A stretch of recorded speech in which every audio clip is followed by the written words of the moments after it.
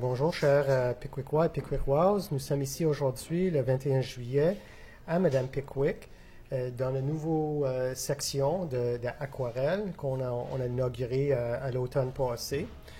Nous sommes chanceux d'avoir Paulette Leclerc ici avec nous aujourd'hui, qui va faire répondre à des questions concernant l'aquarelle et démontrer certaines petites techniques et trucs qu'elle fait pour l'aquarelle. Je veux commencer par parler un petit peu de papier. Ça a l'air la chose principale. Toute notre énergie est axée sur une réalisation sur une sorte de papier aquarelle. C'est pas la peinture sur bois, c'est une peinture sur papier. Dans le fond, quand on choisit un papier d'aquarelle, ça dépend beaucoup qu'est-ce qu'on veut faire avec notre papier. Quel genre de travail on fait. Parce que moi, je choisis une sorte de papier, quelqu'un d'autre peut choisir une autre sorte de papier. Si on veut faire vraiment une aquarelle pour pouvoir l'encadrer, tout ça, il faut vraiment prendre une qualité de papier. Il faut que notre papier puisse absorber l'eau assez longtemps pour pouvoir travailler. Si on va avec un 90 livres, c'est bon pour aller faire un petit sketch ou un petit croquis. Mais si on veut travailler longtemps dessus, c'est difficile parce que l'eau ne reste pas assez. Alors, c'est important de positionner notre papier pour qu'il soit fixe et puis en même temps qu'on puisse le déplacer parce qu'on peut faire des effets si on veut le tourner. Est-ce que les couleurs sèchent si rapide que comme une peinture acrylique? Non, non, pas du tout. C'est parce qu'on travaille sur mouillé. Alors, quand on travaille sur mouillé, c'est sûr que ça va rentrer dans le papier. Dans le fond, ça fait comme l'effet d'un buvard. Alors, l'aquarelle, c'est la magie de l'aquarelle, c'est ça. C'est que les couleurs vont suivre l'eau.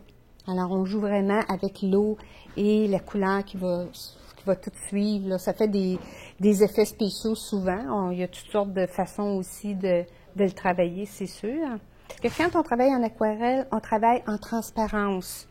Alors, quand on travaille en transparence, il faut commencer toujours par les couleurs les plus claires, c'est-à-dire les plus pâles pour aller aux couleurs les plus foncées. Si on veut garder des blancs dans notre aquarelle, le blanc, c'est vraiment le papier. Alors, pour garder le papier, on va mettre de la réserve. On réserve notre place.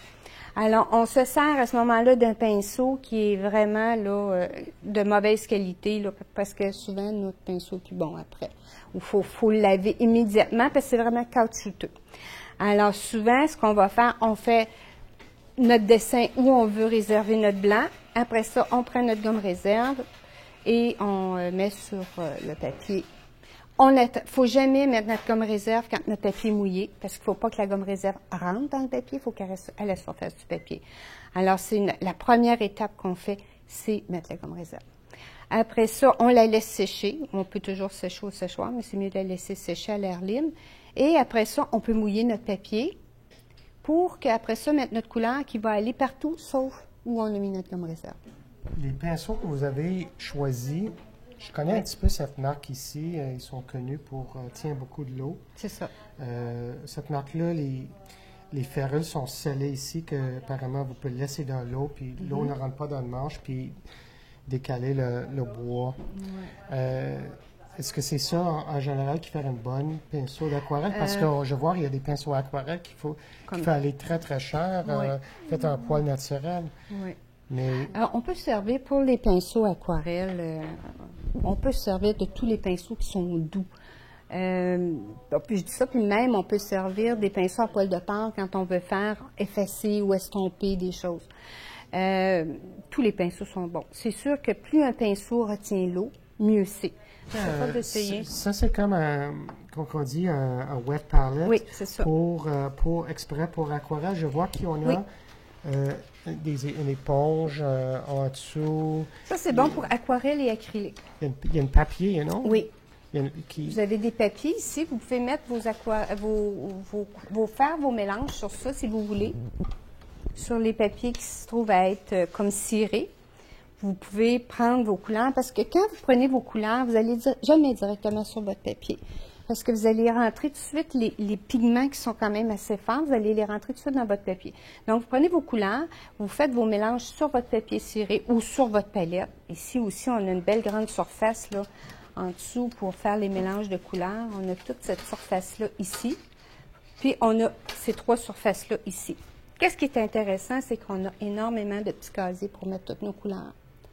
Donc, on peut même faire des mélanges à partir, disons qu'on a juste quelques couleurs.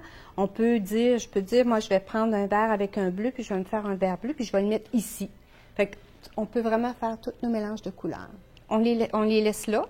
Quand on en a besoin, même s'ils sont secs, tout ce qu'on fait, on prend et on spray pour remouiller nos couleurs et on s'en sert, qu'on soit prêt. Il faut que nos couleurs soient prêtes. Il faut que tout soit prêt, dans le fond.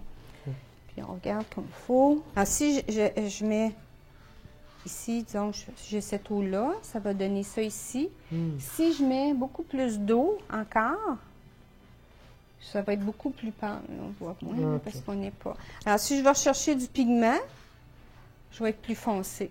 Je peux aller me chercher un autre bleu plus foncé à côté. Je vais être encore plus foncé. Je peux aller descendre avec mon bleu. Ça va continuer à travailler. Ça rentre dans le papier et ça continue à travailler. Là, un petit peu brun, faire un verre un petit peu plus foncé. Puis je fais mon mélange directement. J'aurais pu faire un mélange ici aussi. Puis là, je vais... Si je veux des roches, je vais laisser.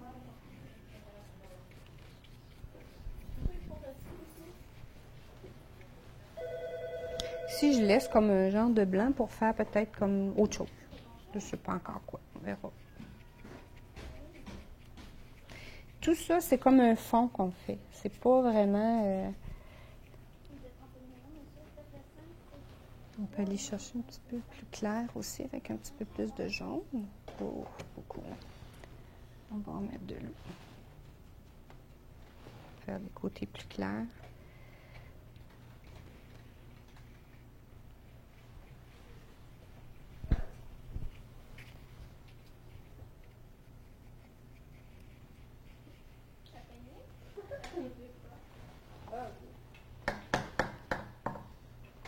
Alors, il faut toujours penser qu'on fait vraiment un fond. Je vais aller me chercher un petit peu de brun, j'aimerais ça.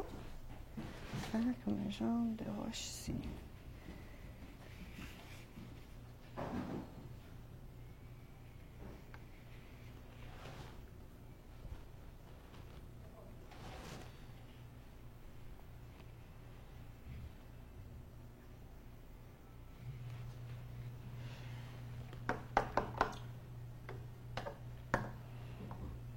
Puis là, on peut laisser travailler, puis on va laisser sécher.